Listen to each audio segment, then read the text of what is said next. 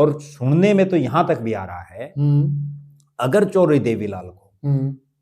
थोड़ी power centre में और ज्यादा मिल जाती, वो प्रधानमंत्री बने, अगर वो देश के प्रधानमंत्री बन जाते उस समय तो यहां तक भी चर्चाएं हैं, और ये हो भी सकता था क्योंकि चौधरी देवीलाल ने ये चीजें की हैं। उन्होंने आम घरों के लोगों को पता नहीं कहां से कहां तक पहुंचा दिया। तो एक चर्चा बड़ी जोरों पर, और वो आज भी लोग उसके उदाहरण देते हैं।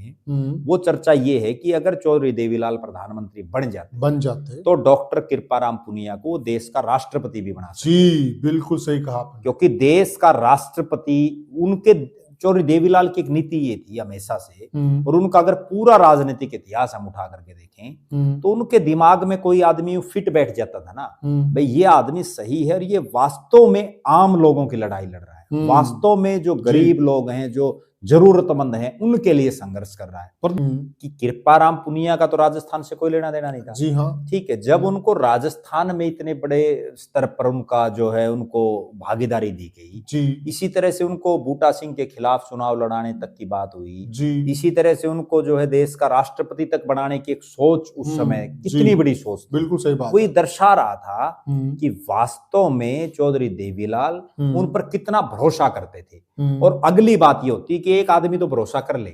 लेकिन जिस पर भरोसा करे वो उस भरोसे पर कितना टिकता है। जी, अब चौधरी देवीलाल को वो दौर भी था कि उनके सगे बेटे भी छोड़ करके चले गए,